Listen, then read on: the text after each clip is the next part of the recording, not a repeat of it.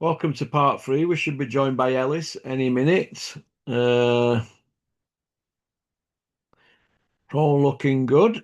Just wonder where he is. Don't forget to like and subscribe and leave a comment. Check our sister channel out as well, Porky's International. Uh, Wait, we'll get stuck in now then on this one. I know you won again on points. Do you think that him and Nick Ball should be next if he steps up a weight? Yeah, I think that's the fight that makes sense. It's one of them. It seems that he's found his little corner, hasn't he? Anyway, he's huge over there in Japan, and he's like a national hero, celebrity, and rightly so, really. But it's the Western world. Is just whilst he's a whatever 3, 4, 5, whatever, however many weight champion he is, he's not got that global recognition as such. And I think Nick would probably have to go over there, wouldn't he? Unless they could somehow get it in Saudi or over here, but more than likely be over in Japan. Um, It'd sort of gain a bit of traction in the UK, wouldn't it? And I think we'd probably wake up and witness how good the guy is. And he's a brilliant pound for pound talent, isn't he? But it's just unfortunate that it's in them really low weights that a lot of people, it's not really the glamour divisions, is it? And they don't have names that roll off your tongue. But yeah, I think Nick Ball, it'd be a good fight. I can't see Nick Ball really. He'd probably stick in there for a few rounds, but he likes to tear up Nick Ball, doesn't he? And I think Inoue is a bit of a sniper, isn't he? And I could probably see him getting Nick Ball out of there, to be honest with you. But yeah, good fight. It'd be an interesting, entertaining fight, mate.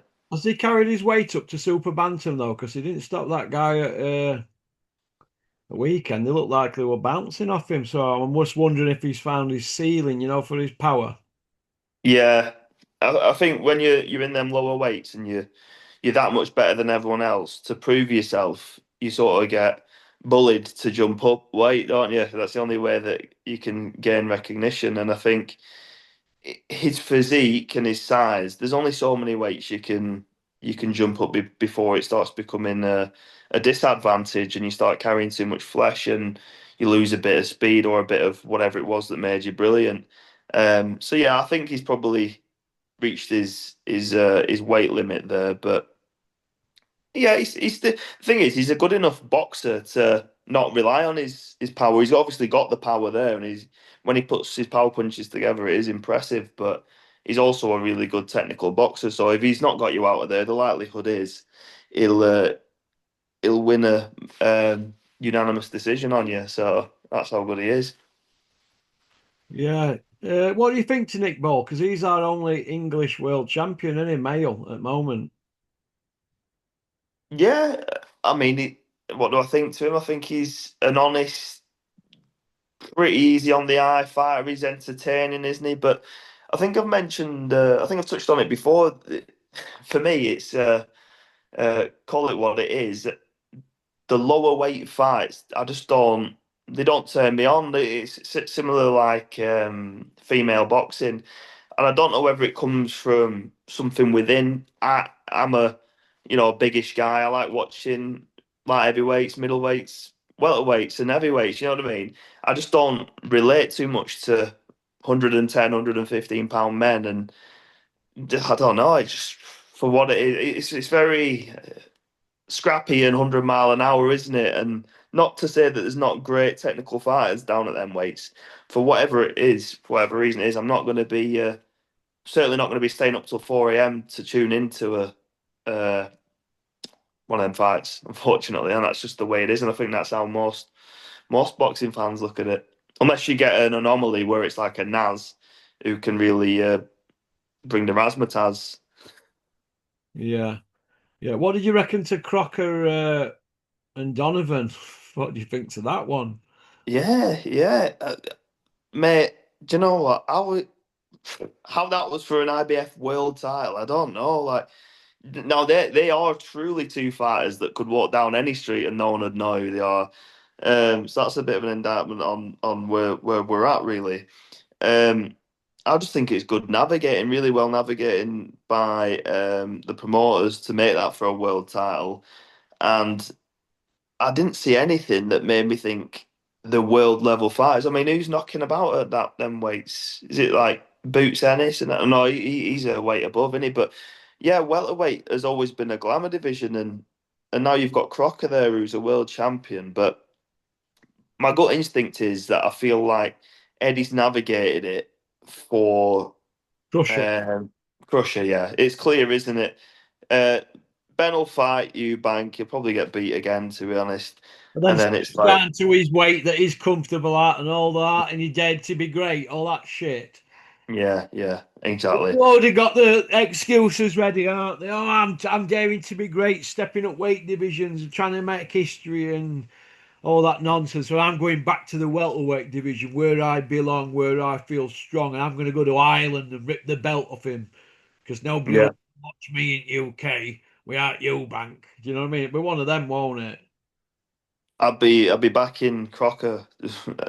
Just on principle, I'd be backing Crocker, and I'd want him to win. Because what's Ben done to deserve a world title shot?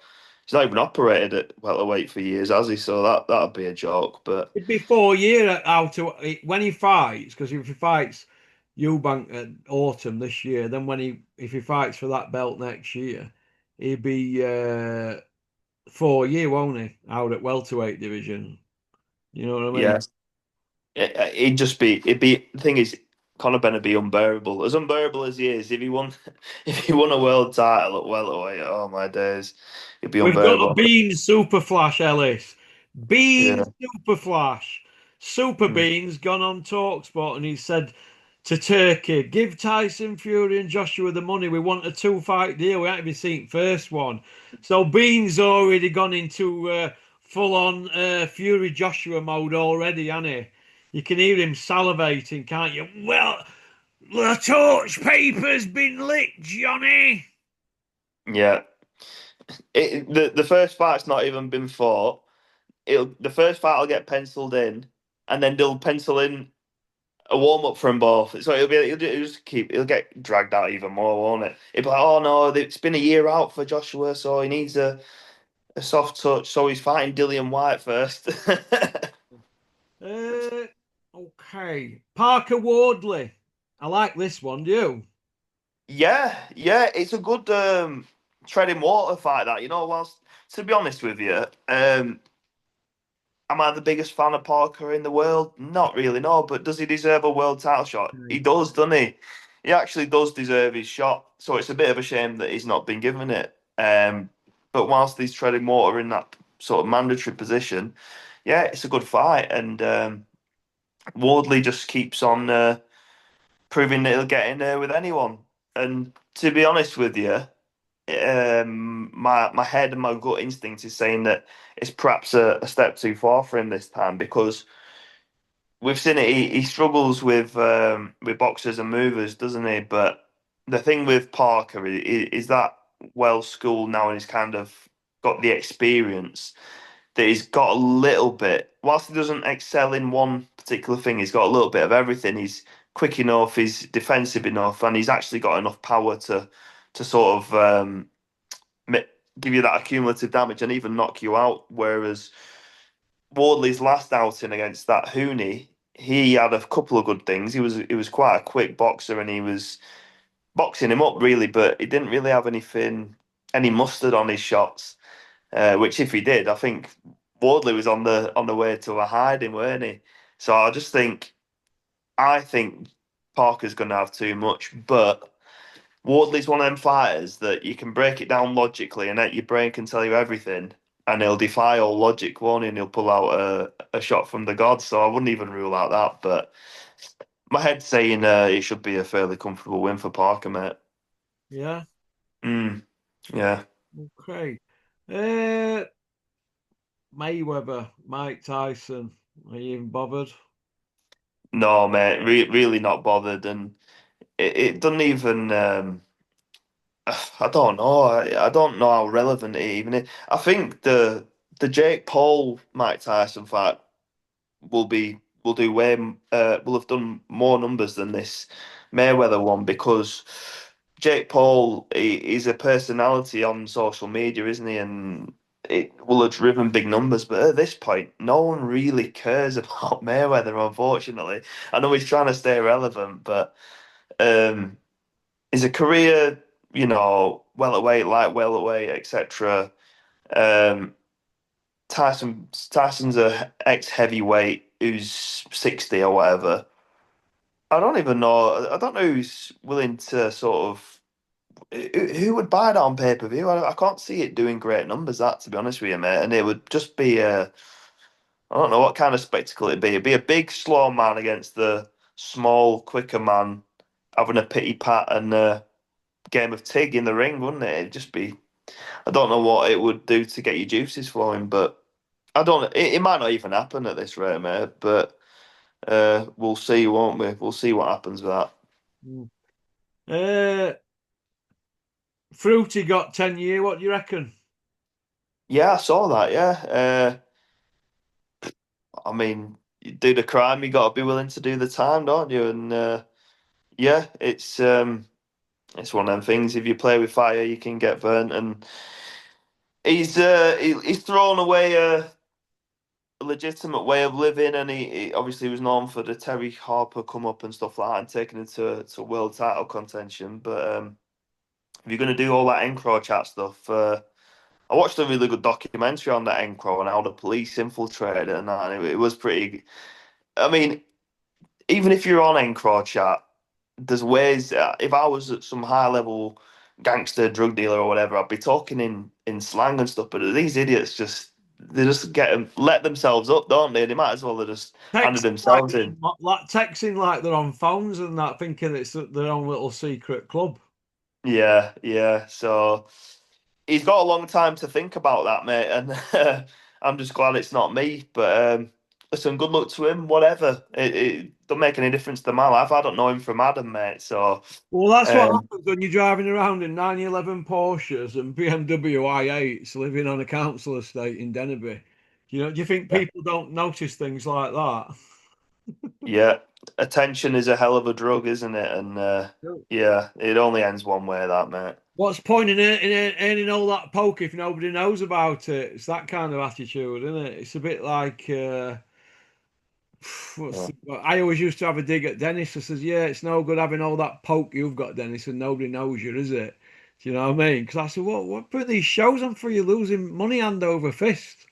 What are you doing it for? Is it because you want to be the man on the night?" I never got my head around it, but some people's egos are massive, aren't they? But all I can say to Fruity, if he's managed to get a phone in Nick and he's listening, do your rip. So, because that's what he used to say when I were doing mine. yeah, The women boxing at the moment, where's it going here? Because without Jake Paul, it looks like it's on life support, doesn't it? yeah. It's going to America, isn't it? And Yeah.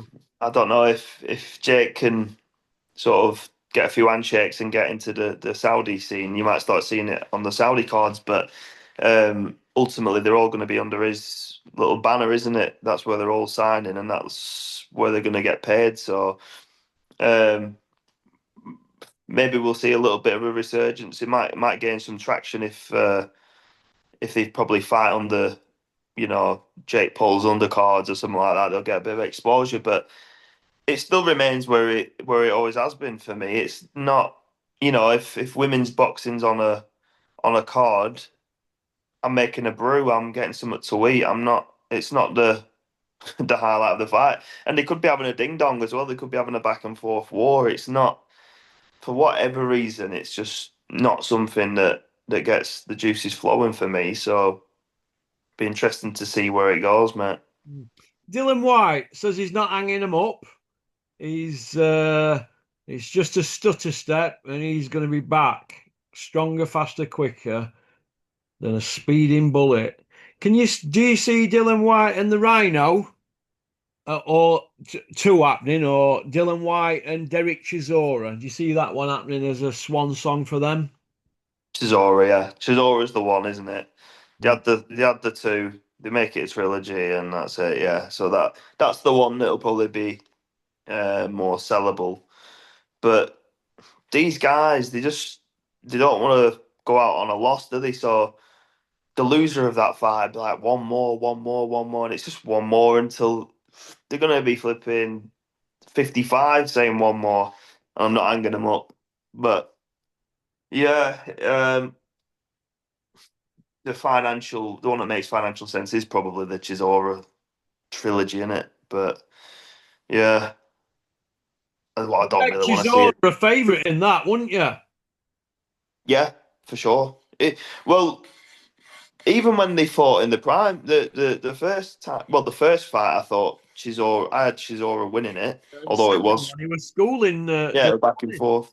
Yeah, and then he pulled out the left hook, the mythical left hook, which we haven't seen for about 20 years. That was probably the last time we saw it, weren't it? Well, But I heard Adam Smith going on about it before he fought at Toma about Dillion's devastating left hook. He's got the power and the durability and the capability, and oh, it's a pick 'em. You know, there you go, Adam Smith. It were over in 90 seconds, a pick 'em fight. yeah, yeah.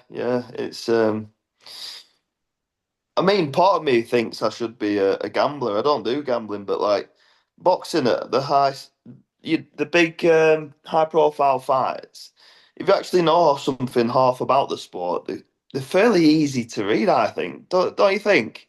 There were no way Dillian White had a chance in that fight. It was always going to be it's almost stoppage, wasn't it?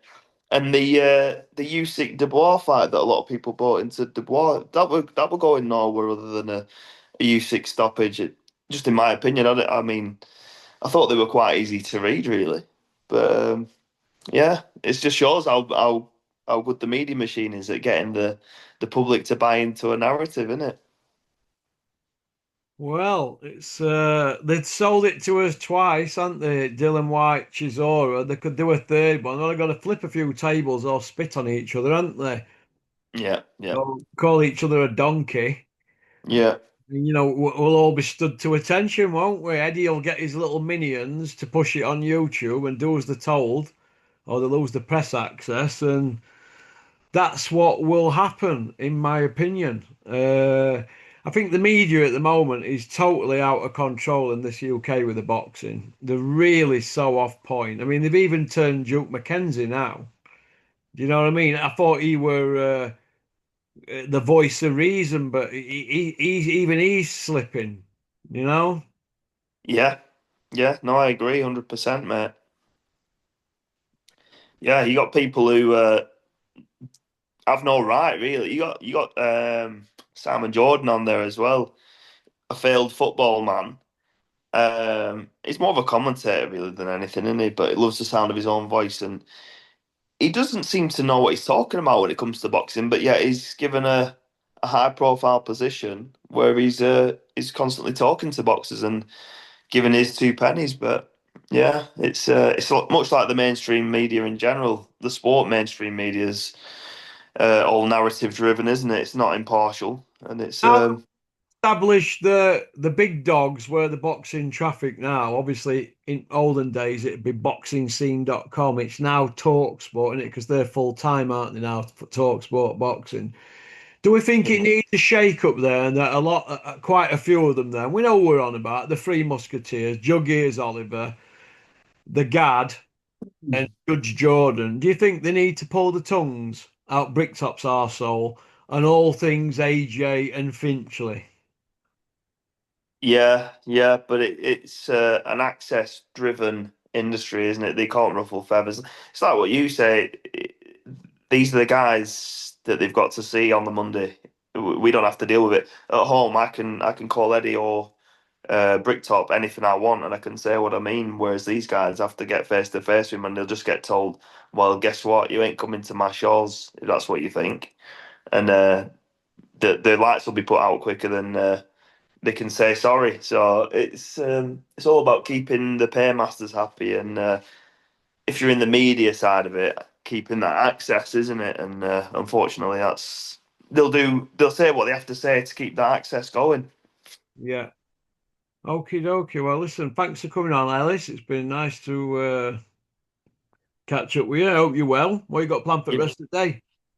I'm gonna do a bit of training, and I've got some lights I need to put up for my mother-in-law. I'm doing a good deed today, mate. So yeah, busy one. But yeah, it's been a good boxing chat, mate. Nice to catch up with you, pal.